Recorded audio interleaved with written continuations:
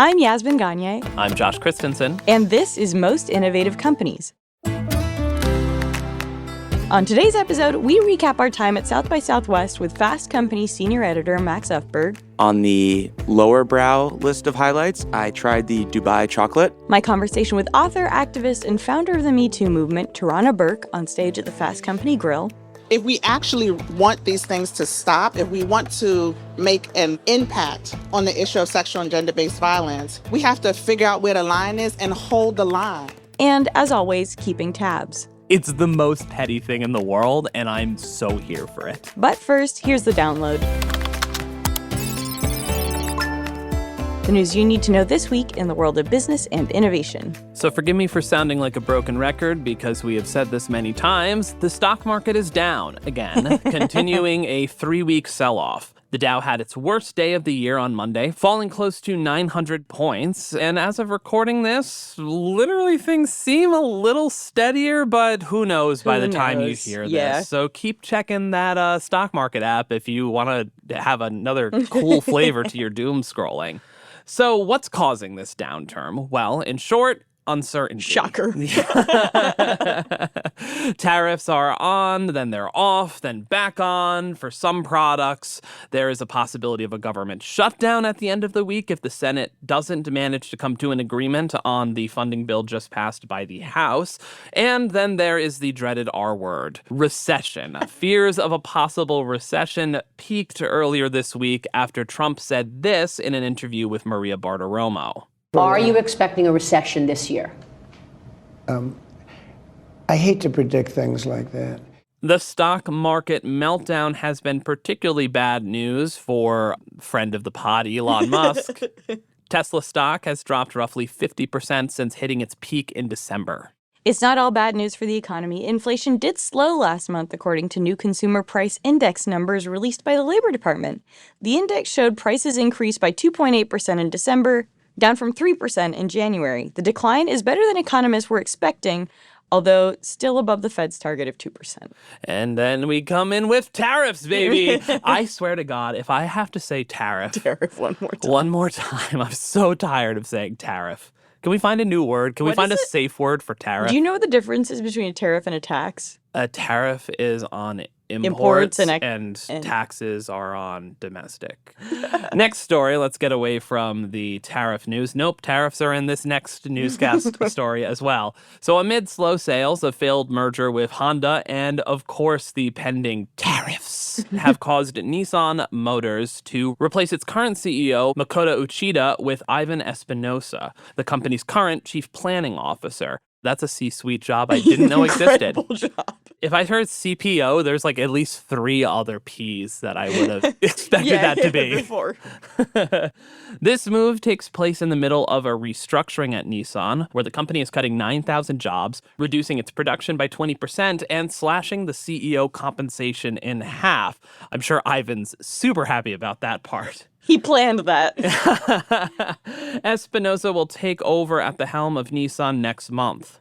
X, formerly known as Twitter, was down for several hours on Monday after a massive cyberattack, according to Elon Musk. In an interview with Fox Business Network, Musk claimed that the IP addresses of the attackers had originated, quote, in the Ukrainian area. However, cybersecurity experts have disputed this claim. Outage spikes peaked on Monday at 6 a.m. and 10 a.m. Eastern Time, with a sustained outage lasting more than an hour occurring at noon. It was a beautiful, beautiful time. And finally, Canada is going to have a new prime minister. Pour one out for Justin Trudeau. He had a great 11-year run. He was prime minister for like forever. 10 years, 9 for years. a really long time. It was a long time. He was the leader of the Liberal Party for 11 years and I think prime minister for 9 years. I'm going to be honest. I know who the prime minister is.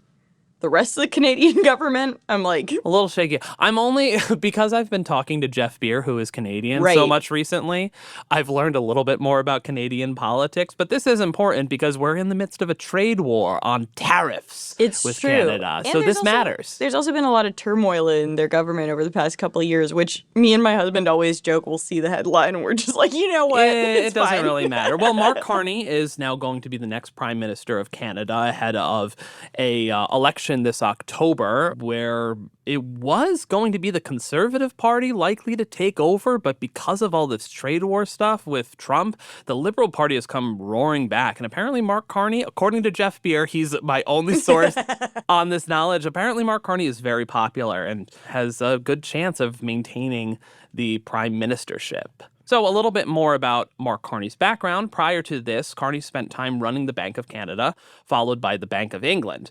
He also spent a stint as an executive at Goldman Sachs and has served as a special envoy for climate action and finance to the United Nations. He's relatively new to politics, actually. Yeah. Well, we'll see. And that's the news you need to know today.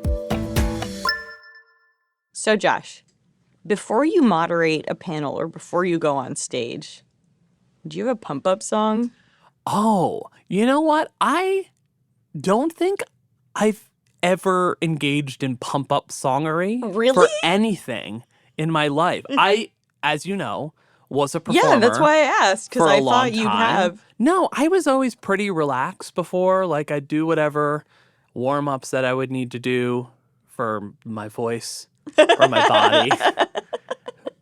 I'm talking about musical theater at this point, not panels. La la la la la la la. Mommy made me mash my M&Ms. No, and then I would just kind of chill. I don't know. I never had like stage fright or anything like that.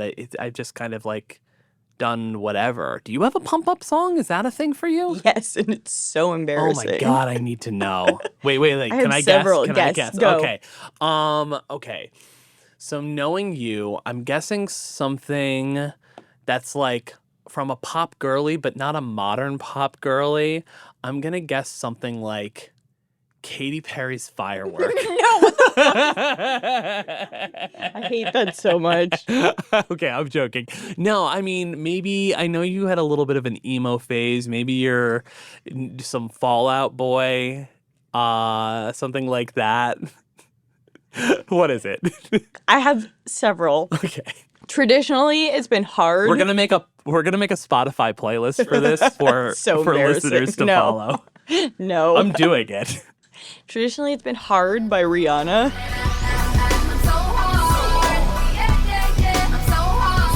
That's a good one. That's a good one. And I wasn't too far off with You were- Katy Perry. I was pretty far off. you were Time era, era, was I right. was right.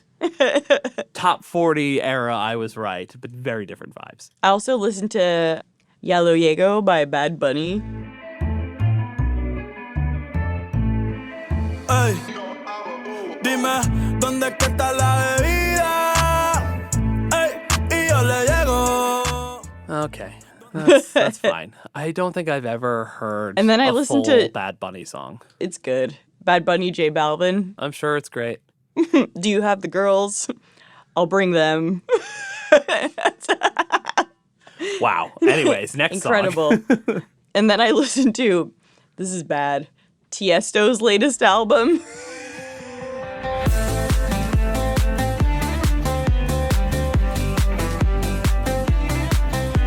I was a teen clubber in Europe. It's You like were my teen clubber yes, in Europe? it's like my guiltiest pleasure. You is were like a clubber? yeah, I was really into clubbing in high school. In high school? Yeah, it's so embarrassing. That's so weird. I That's know. such a weird I thing know, but about you. I was really into clubbing. I was like a city kid in Brussels and London. You know what I mean? Like, Oh, okay. Yeah, just I like guess what that's you fair. do. Wear a bandage dress and go clubbing. Have a bad time. It's very weird. Yeah, so my guiltiest pleasure is like awful EDM music. Oh, God. It's really bad. I can't possibly do that. Anyway, the reason I bring up pump up songs is because both of us were on stage at South by Southwest. Josh was recording. I was talking to people. Very difficult for me. So we went down to Austin for the annual festival along with a number of our colleagues for the Fast Company Grill. The Grill is our outpost at the event that takes over basically all of downtown Austin. We had 3 days of panels and parties tackling topics from AI to entertainment to the resurrection of the woolly mammoth. So as we did last year, Josh and I recapped our time at South by with best friend of the pod. Wow, we're being nice today. Bestie. Fast Company senior editor Max Ufberg at the end of our time in Austin. And here is that conversation. So we're here at South by Southwest. I'm joined by our tech editor, Max Ufberg, and Josh. I'm always here. Josh is always here. But I'm not. And we're here to talk guys. about some of the highlights. And Max, you go first. What's been the highlight of your festival? Well, I would say on the maybe lower brow list of highlights, I tried the Dubai chocolate. Yeah. I love the Dubai chocolate. Is it viral? Like, It's been viral for like a year. How I'm did still it? But I seeing feel like it's TikTok everywhere shop. now. Yeah, I It's think there was TikTok shop. I think there was a Russian influencer who went to Dubai and posted about it. Like, Psyops. This is the plot of Anora. Didn't you see? Imagine if Anora was just all about that. It was the just Dubai it was chocolate. just branded content Yeah. for or, Dubai or chocolate. she's like, instead of like, we'll offer you $10,000, they'll be like, we'll We'll give you offer Dubai you chocolate. Dubai chocolate.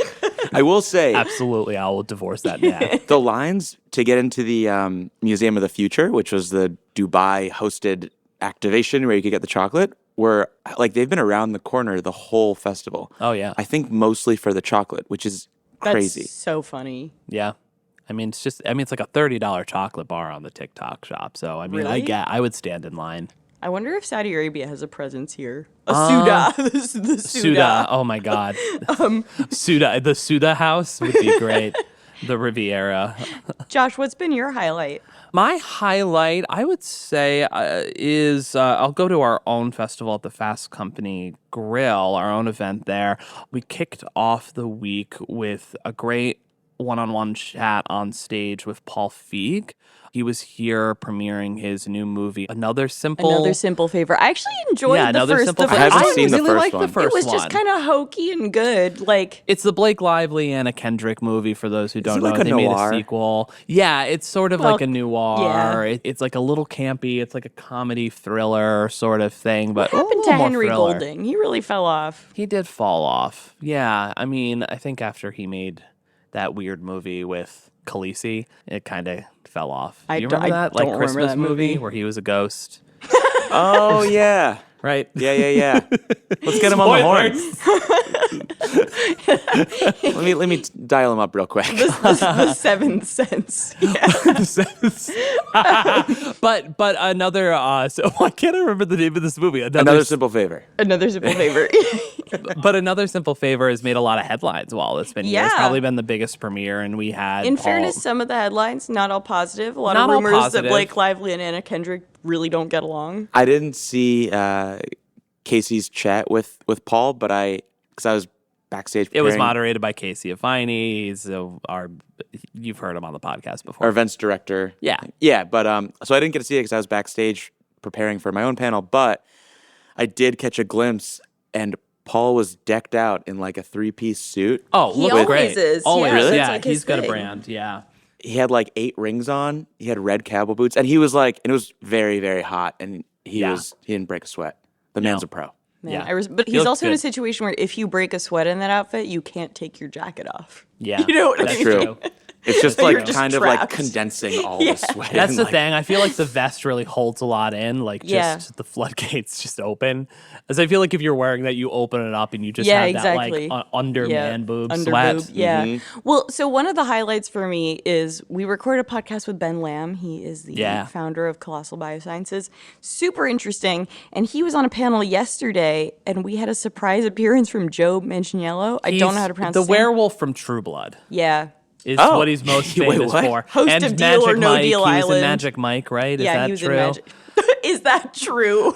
I've literally never seen it, but I turned to Yaz because I'm like, this is your beat.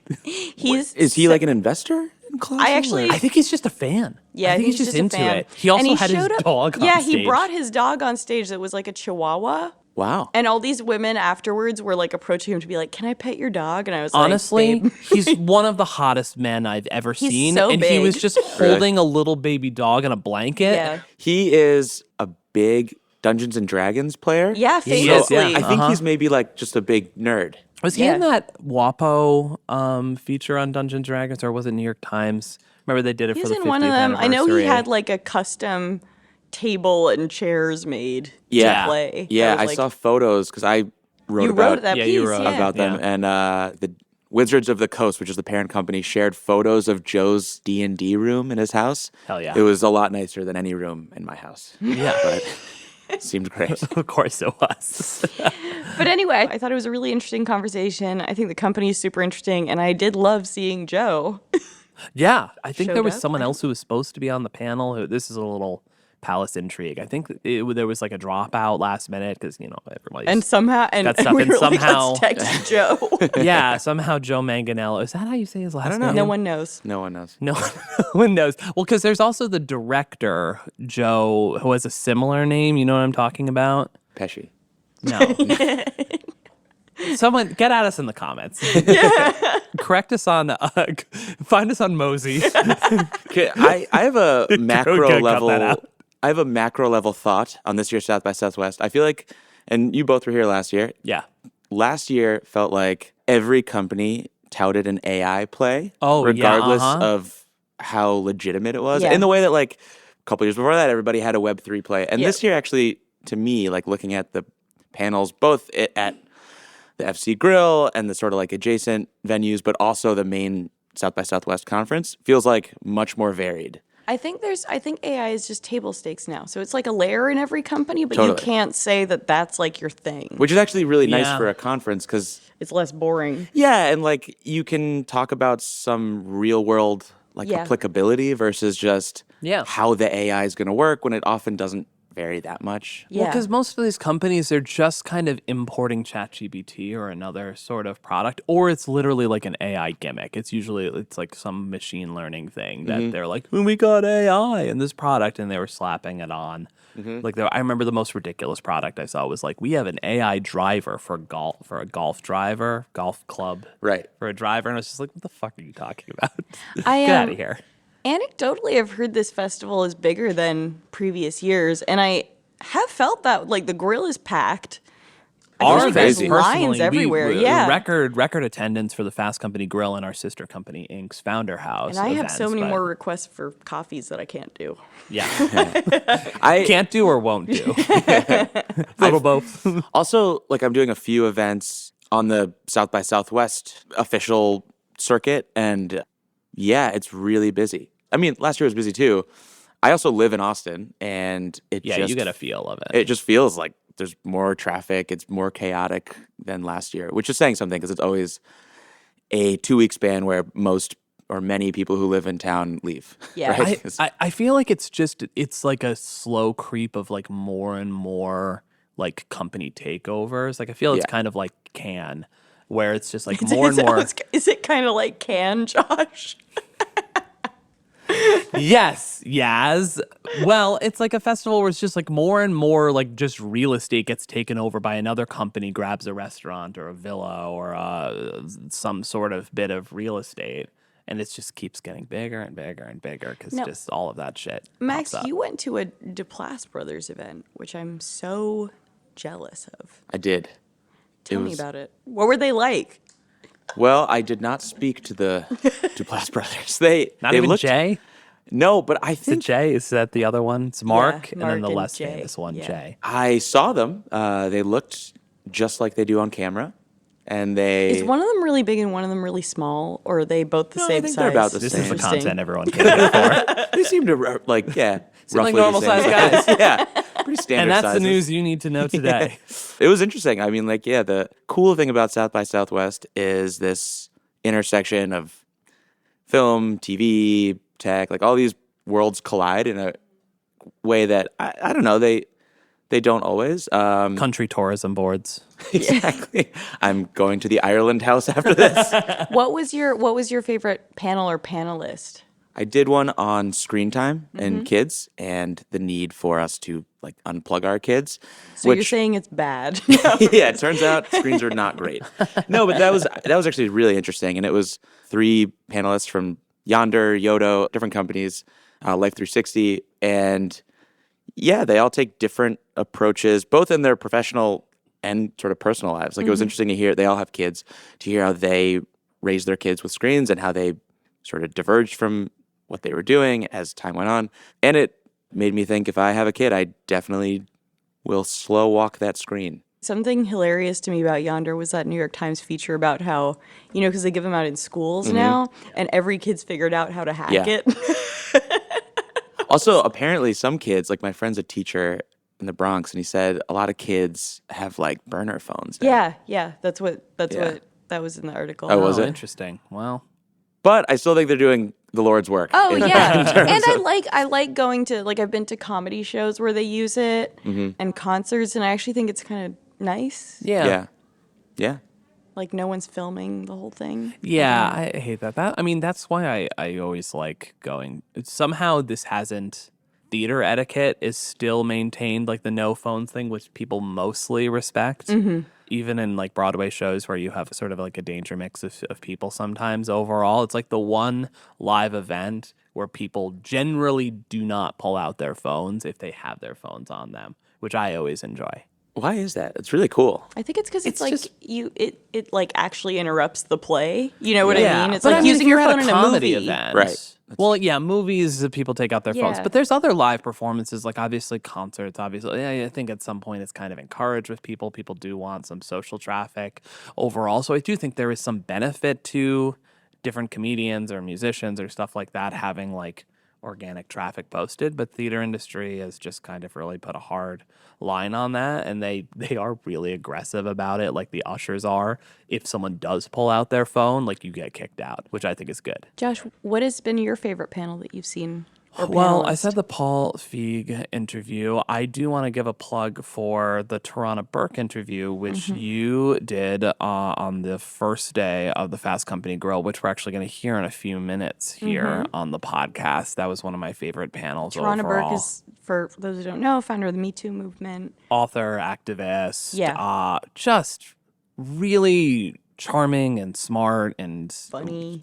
Yeah. just really was just a great panel. So I'm excited for everyone to hear that. Also, And here's Max's thoughts on the Me Too movement. I just want to say, I really like talking to Shara Tiku Yeah. from C16. They're a fermentation company. They make synthetic palm oil, which basically palm oil leads to deforestation and like it's really And bad it's for the in world. Which apparently the everything. U.S. is pro now. Right. So some people might be very anti C16. I like what they, but it was, she and I talked. Interior Secretary Doug Burgum, however. Yeah. I talked to her for like an And hour. William's Ben Lamb's Ben Lamb's close personal friend. That was a weird. That was weird, yeah. It's like my buddy, Dougie Bergs. We were like, what? Really? Yeah, he name checked Doug Burgum in his Wow. thing. I don't know. I Damn. don't really know. Okay. Anyways, I like C16. so C16, good Yeah, for the planet. and Shara Anyway, Tiku's sorry. really She's impressive. no, she's really cool. Yeah, it was interesting. I mean, it was like an hour-long chat, and just with a lot of these issues, getting a sense of this, like the scale, like the fact that palm oil's in like over 50% of our Yeah. consumer goods, like supermarket goods. It's Yeah, it's insane. pretty crazy. Yeah. We'll be back with Max for keeping tabs, but first, a quick break followed by my onstage interview from this past weekend's Fast Company Grill at South by Southwest with author, activist, and founder of the Me Too movement, Tarana Burke.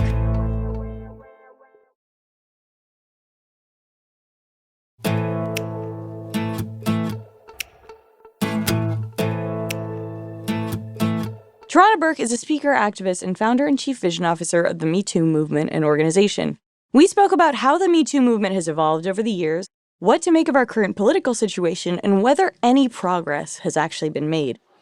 We're going out the deep end here. Oh. Difficult question to start.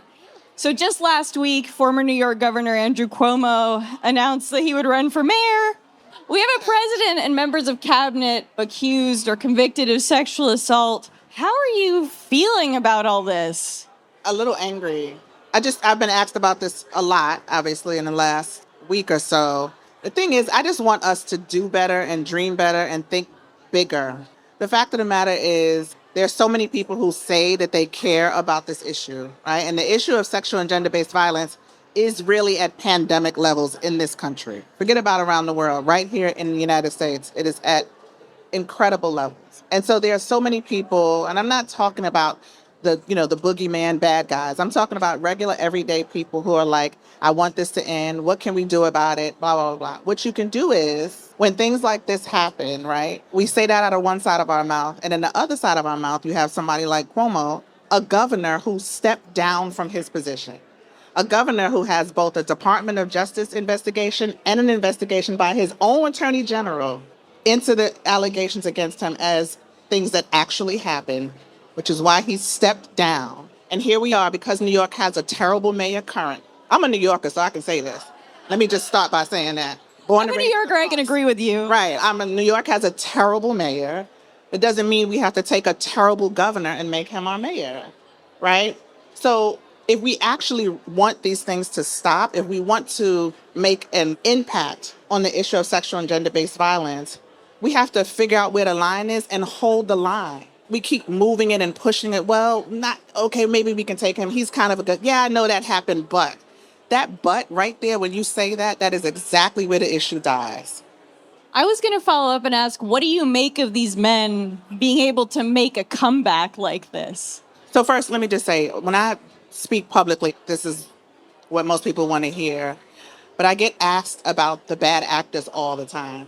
I don't actually have an issue when people harm other people. There should be a pathway for both the person who caused harm and the harm doer to come back to whatever. I believe that. Now, I think sexual violence happens on the spectrum. Accountability should happen on the spectrum. So this is not just about throwing people away, but what most of us haven't witnessed is the thing that happens after the harm, right? Where is the accountability? Where is the person that comes back and says, I understand that this person was harmed and this is what I did to understand that better. This is how I've changed. We don't see that. What we see is people who disappear for a while and then they come back. So I don't think the majority of survivors, at least, are saying you need to be banished into Never Never Land and we never see you again. I probably shouldn't say Never Never Land, but whatever. I don't think that's what we're saying. But what we're saying is, if you want to be amongst civil society, we need to understand that you won't cause harm again, that you understand that you caused harm in the first place. And the biggest problem with a lot of these men who have these accusations and have these things that have actually been proven is that we don't see any of that, right? And then they go away, the survivors often demonized, and then they just reappear. And that's the problem I have. Since this is not the right way to put it, but I think you'll understand the height of the MeToo movement in 2017. I'm talking about when you were named as, Times Person of the Year alongside others. Do you think we've seen a true cultural shift given all this recent news? Yes. So here's the thing. Sexual violence has a history that goes all the way back to the Bible.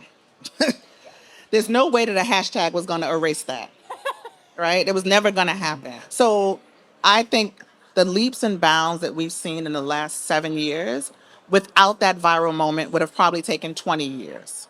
That said, we still have a ways to go. So I think because people are like, oh, well, in 2017 and 2018, blah, blah, when this happened, it was on the front page of the newspaper and there was days and days of information. Those things never last. Those moments never last. But what has lasted is the policies that have been changed, the laws that have been changed, but also the way people think and talk about it. We have given the world language and a way to talk about sexual violence. We've given survivors community and a place to put that burden of sexual violence, right? So there has been a cultural shift. It hasn't shifted enough. You're talking about powerful, not just men, just power structures that have existed for so long. Patriarchy is a structure that has existed for so long. So we've made a dent in that. Of course, the pendulum is going to try to swing back the other way, right? We would be foolish not to expect that. The difference is when it swings back this time, we're coming with a different analysis. I'm 51 years old. If you find a 21-year-old, right? 21-year-olds grew up with the MeToo movement. So they're going into college now with a particular analysis around that. They have less shame about talking about things that have happened to them, and they're really clear about what they will not allow to happen to them.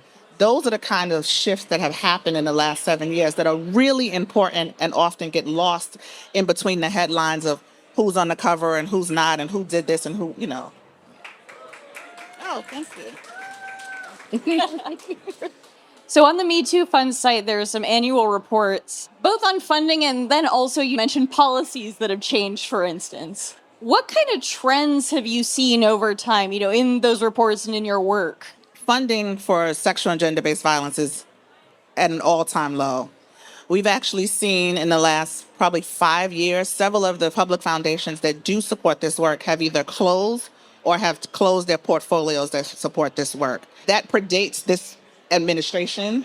It's something that has been happening globally. It is happening right here in the United States. So it is very difficult to fund the work to end sexual and gender-based violence. And I want to say on that point, we talk about this as something that's not solvable, but this is a solvable issue. And if you think about all these other issues that exist in the world, oftentimes people talk about them as solvable. When at the height of the HIV/AIDS crisis, people were always, scrambling, trying to figure out how to deal with it. And then we're going to get to zero. Remember that campaign? Get to zero. Because what that did psychologically is tell you that we can solve this with the right amount of resources, human, financial resources, we can solve this. I often use the example of Bloomberg. Follow me for a second. But Mike Bloomberg decided about 25 years ago that he wanted to make America smoke-free, tobacco-free. And what he did was he got some of his billionaire buddies, and they invested more than $20 billion with a B dollars over the last 25 years in making us smoke-free. Well, what do we know is different culturally from 25 years ago to now? You light a cigarette anywhere, people are like, oh my God, who's smoking, right? You used to be able to smoke on airplanes, y'all. Like, you could smoke in a hospital. Yeah. Those of us of a certain generation grew up with a dad smoking with the windows closed in the station wagon, right? Like, you could smoke everywhere. And now, yes, people still smoke, but we had multiple interventions because of that investment. And those were medical interventions, right? We had research that came out talking about secondhand smoke will kill you. We had legal interventions where the tobacco industry was sued. We had research interventions, and we had cultural interventions. All of those the lady, don't smoke because remember that lady with the thing, we remember those things, right? We had a movement. We had movement interventions where they had a movement to get cigarette machines out of schools. Imagine if that was the kind of intervention we had around sexual and gender-based violence, where we were having a curriculum in schools that taught children year over year about consent, not just one time in the 12th grade in front of a computer, right? Imagine if we had research that showed us the effects, the medical effects that sexual trauma has on people, right? So my point is, we need more funding across the board because this is a solvable issue if we want to solve it. And the data already exists that shows that it's happening in other places. So I want to talk a little bit about social media. Oh. Hashtag MeToo was very powerful. But social media, are you still on X? What is that? Oh, Twitter? I couldn't find your account yesterday. I'm going to tell you what. Somebody hacked my account. It's a true story. It's an old lady auntie story. Somebody hacked my account. I kept emailing them, and they didn't respond. I just let it go. Oh, that's why I couldn't find you. Yeah, it's on there somewhere. I don't know. So I'm not trying to sell you a MacBook for $10 on Twitter. Somebody hacked my account. I'm on Instagram. Well, where I was going with that is social media has also kind of become a hotbed of abuse, of vitriol, of personal attacks against women and people of color. Yes. How do you think about that now? Do you think social media is still a useful tool? Of course. I think tools, just because a tool becomes weaponized doesn't take away its usefulness, right? It's really about us and how we use it and the safety measures that we put in place. The panel that we did earlier, some of it was about tech-facilitated gender-based violence, which is I learned a phrase today I didn't even know. What was it? Something flashing. Cyber flashing? You know when you get them unsolicited pictures of the private parts? The airdrops. We call them something else. D-pics. There's an actual name for that. It's called cyber flashing, right? There's a new apps where they can undress you in a fully dressed picture, undressing apps. Character AI is another thing, but there's ways in which violence is being perpetuated through social media and online, and it's the new frontier. The same way we need, the laws and the rules are always 10 steps behind, but we know. And it's going to take, for those of us who know, those of us who have children who are exposed to that, or other people in our lives who are exposed to it, or ourselves, we need to be vigilant about it, and we need to be talking about the issues around this so that we can speed up and have the laws catch up to it. But I think social media is still useful. It just depends on how we use it. I'm going to also say this. I really feel like we're going to start moving back towards in-person, in real life connection. Social media is just not doing it. You know, after being inside for COVID and whatever, we really need to move. I think that people are going to start moving back to in real life connections and using social media as a way to figure out how to connect to people in real life. Earlier, we talked about politics, and I think there's been a real focus on politics and entertainment when it comes to Me Too coverage. Do you think that kind of coverage can sort of minimize or be detrimental to kind of your work in other fields? Absolutely. One of the biggest challenges and probably the saddest part of the viral moment around Me Too is that it created so much attention around people who cause harm or people who have been accused of causing harm. And I tell people this all the time. You had millions and millions and millions and millions and millions of people around the world who raised their hand to say, this happened to me too. Y'all wouldn't know me. You wouldn't know the hashtag. You wouldn't know any of that if it wasn't for the people, not the celebrities, right? Not the politicians, not the entertainers. And then we immediately took our eyes off the survivors. And so it is harmful when the news cycle is only talking about the Me Too movement when some other person has been accused, or to tell us that we're dead again, because, you know, we die once a year. We hotter than Jesus, honey. We get dead and resurrected like once a year. But that's the only time people want to talk about the Me Too movement is when they want to either criticize it, blame it for something, or like, where is it now when so-and-so's been accused? And the truth of the matter is this is a movement that has empowered so many survivors, that has helped so many find community, that has been such a catalyst for healing and action, which is what our organization is about, right? And we created the organization to be a container for the movement because we knew we couldn't depend on mainstream media or politicians to do that. Now, speaking of people declaring your movement dead or the movement dead, what is your response to people who claim that Me Too is a witch hunt? Oh, God. Let me tell you something. What I think that people fail to realize is just how pervasive sexual violence is. Not was, but is in this country. And when you think about how pervasive it is, and then you have a moment where there might be some catharsis, right? Just a moment where people are like, wait, I can say this out loud. I can pull this thing that I've been holding in the pit of my stomach for 40 years. That's what it was. It was people who were releasing trauma, releasing agony, releasing this, and there were consequences to that. So it's not a witch hunt, right? What really saddens me is patriarchy messes everybody up, right? It's not just men. It's all of us. All of us were raised in patriarchy. All of us were socialized in it.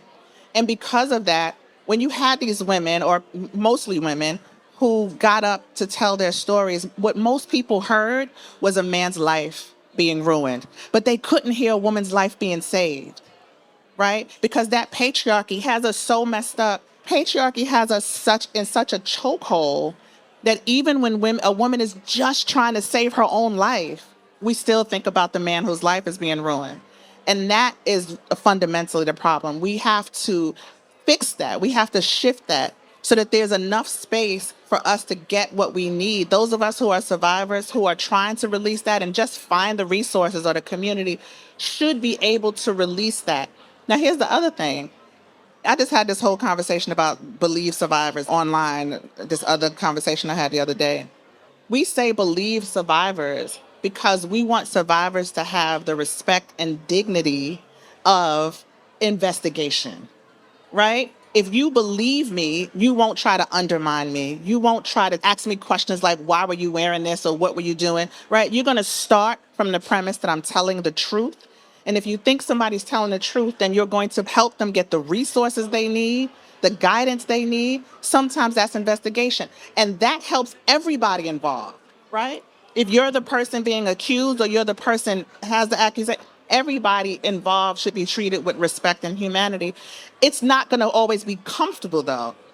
There's a misconception that you deserve comfort, that we have to create a life where you're never uncomfortable. That investigation might be uncomfortable, right? But at the end of the day, when a person is harmed, there should always be something to deal with the harm that was caused. You know, you mentioned technology, for example, and the sort of new frontiers or dangers there might be. How do you think about allocating your attention? Oh, yeah. Yeah. So we split our attention a few ways. One, in terms of technology, is something that we call digital direct service. When Me Too went viral again, so many survivors now had this language of Me Too. And of course, when they felt harmed or triggered or whatever, they were like, well, what can Me Too do for me?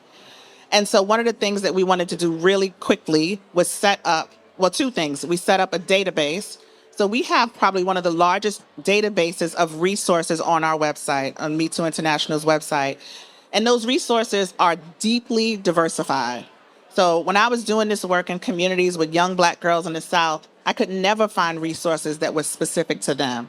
So when we built our resource database, we wanted to make sure you could filter to find yourself. So you can be, I don't know, a disabled trans veteran and a survivor. You could be whatever, like you can put all of these things in. You can say, this happened to me in college, this happened to me as a child, whatever, so that you can find what you need specifically. So that's one thing. The other thing we have is our Pride and Joy Survivors Sanctuary. And it's an online healing platform. It's really beautiful, y'all. You should all just have access. It is free, of course. So Survivor Sanctuary is a place for survivors literally to find sanctuary. We have a variety of videos from as short as 5 minutes to as long as 30 minutes. And they take you through all kinds of different places. Most people don't understand the lived experience of survivors. And, you know, there's a lot of resources for people who just had that experience and don't realize that some of us have had these experiences for 30 years and we need access to those kind of resources. So Survivor Sanctuary provides that. The other way we split our attention is, again, today in another panel, my panelist said something I thought was really great, that he always saw survivors as like a glass case, like a fragile glass case or the glass box. Now he sees this differently because he does this work. We are always engaging survivors of sexual and gender-based violence from a place of pity, right? If you notice, even when we drag folks out to tell their stories, these politicians want us to testify, they want to hear these dirty, deep down, dark stories of our trauma. But survivors are the most powerful people that you can encounter because we've already come through the worst of the worst and landed on the other side. And so we engage survivors from a place of power. The other part of our work is about building power. I'm really excited about the idea of building a constituency. Imagine us voting along the lines of our survivorship. Imagine survivors, and there's millions of us, as a voting bloc. So we are focusing a lot of our energy in building survivor power. That's not just politically, right? We are really interested in that. A lot of you might have seen our campaign, Survivors Vote, we just had this past year. We have a U.S. network called Survivors Agenda. We built the first ever agenda, political agenda, by survivors, for survivors, from them. So I'm really interested in how we take that trauma, how we take those experiences and turn them into power for people.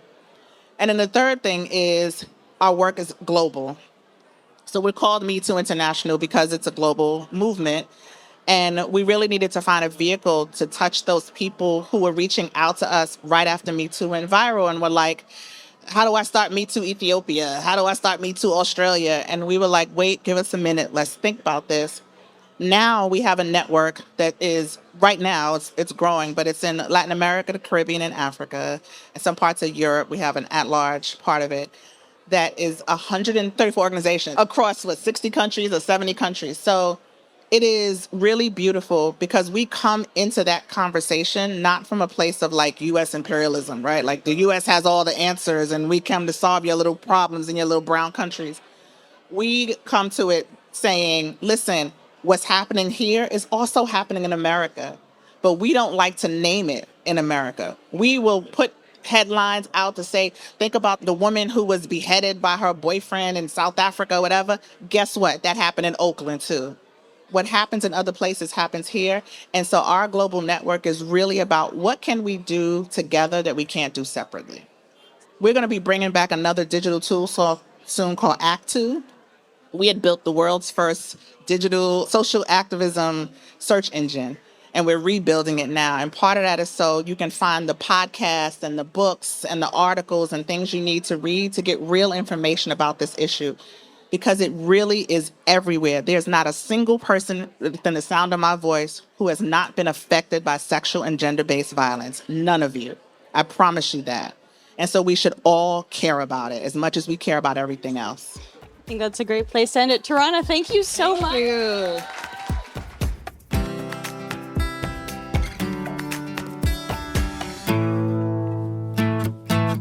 We are back with Max, and it's time to wrap up the show with Keeping Tabs. This is where each one of us shares a story, a trend, or a piece of pop culture we're following right now. And Max, since you're our guest, what are you keeping tabs on? This week, Trump held his first crypto summit. It's actually the first of its kind. Basically, all the leaders of the sort of top crypto firms gathered in D.C., and they broadcast the meeting to the public. And it showed, just in a very visceral way, Trump's embrace of crypto. And his mastery of the concept of the blockchain. Did you guys watch any video from the... I saw Not a couple yet. clips. I will. I need to. I don't know. It's one of those things where you got to be in the right mood for that. Gotta Yeah. gear up. From this day on, America will follow the rule that every Bitcoin knows very well: never sell your Bitcoin. That's a little phrase that they have. I don't know if that's right or not. Who the hell knows, right? Yeah, I mean, I don't think... It's not like the meeting itself necessarily led to any grand revelations, but... When do these meetings ever do? These summits? Right. But the thing, I mean, it did remind us about Trump's own personal stake in crypto. Yeah. A lot of watchdogs and ethics types are sounding the alarm. Well, when it's so nakedly self-dealing at this point, like the strategic crypto reserve, and he's just like, Yeah. and Solana is included in this, which his and Melania's coins just happen to be built on. So it's, Yeah. There was, at the crypto summit, Zach Witkoff was in attendance, who, in addition to being the son of one of Trump's friends, he's a founder of World Liberty Financial, which is the crypto business that Trump promoted last year. Yeah. And Hell yeah. from which he has benefited financially. also quite a bit. sounds like a fake company. It kind of is. World but Liberty Financial is very funny. it's not as fake sounding as Super Microcomputer. It's just still my favorite. It's true. Favorite company. Josh, what are you keeping tabs on? So equally as highbrow as a crypto summit, I'm keeping tabs. I'm actually serious about this. I'm keeping tabs on the Boy Meets World drama. Right, right.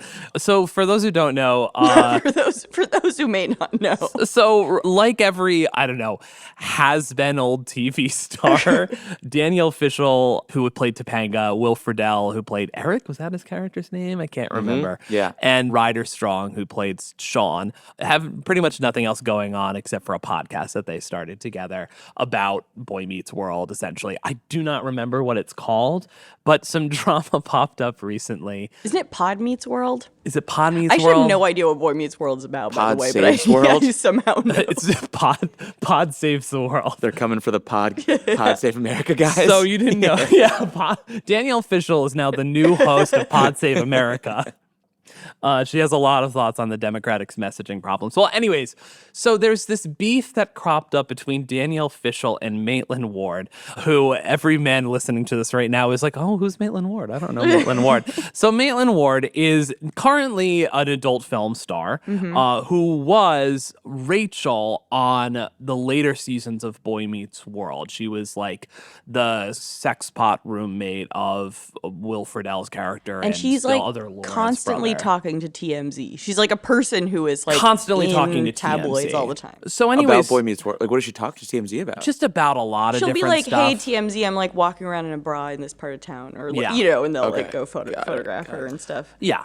So she basically, I think this was a while ago, she's talked to TMZ and said something like, oh, I sent this message back to Danielle Fishel years ago that she ignored on Facebook and she doesn't like me and some stuff like this. And so it's basically all comes down to like a 2013 message that Maitland Ward sent to Danielle Fishel saying, congratulations on your engagement, and then Girl Meets World. And then Danielle Fishel never replied, and so this has basically led to them having a Maitland Ward on the podcast recently, and they kind of just like hashed out their beef, and it was. But they didn't hash it out. Like it ended with them hating each other. Yeah, they and just it's extremely hated each other. long. It was like this extremely long interview, and honestly, like nobody comes out looking good in this situation. It's the most petty thing in the world, and I'm so here for it. So Danielle Fishel, what is she doing aside from the podcast? She may be in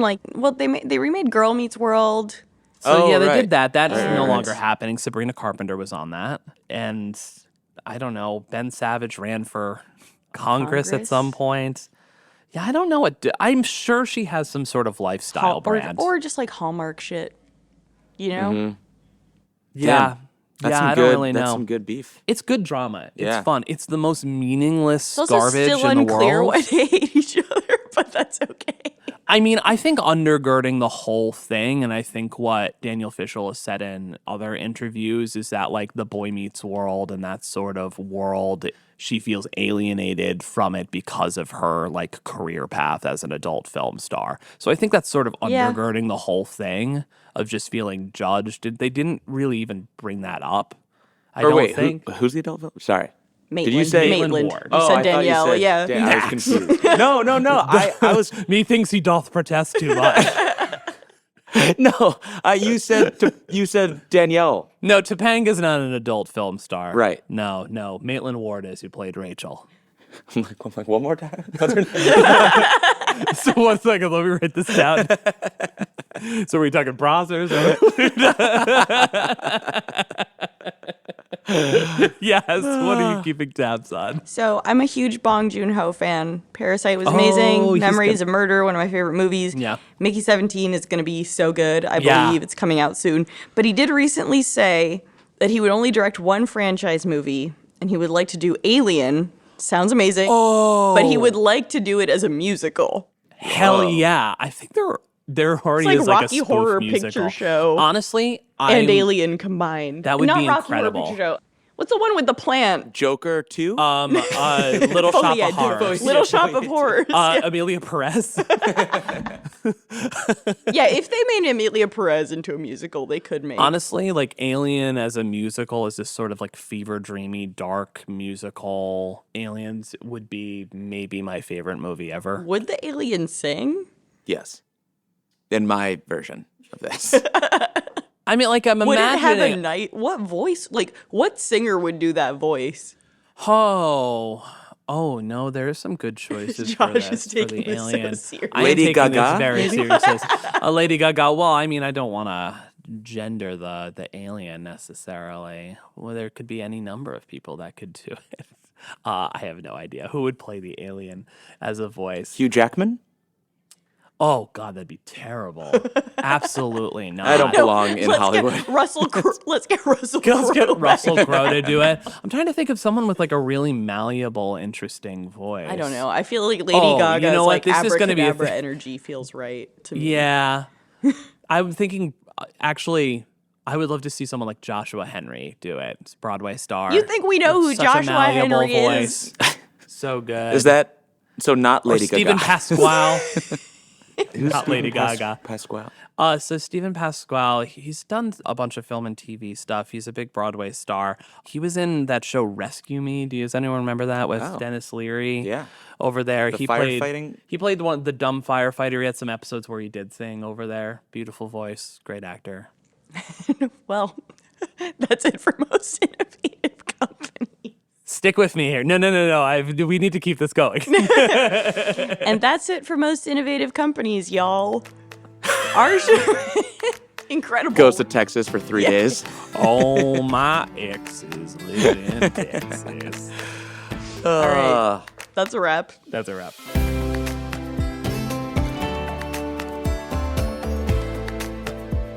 And that's it for Most Innovative Companies. Max, thank you for joining us. Our show is produced by Avery Miles and Blake Odom with help from Sam Gebauer and Hawa Atori, editing by Matt Toder, mix and sound design by Nicholas Torres, and our executive producer is Josh Christensen. Remember again to subscribe, rate, and review, and we will see you next week.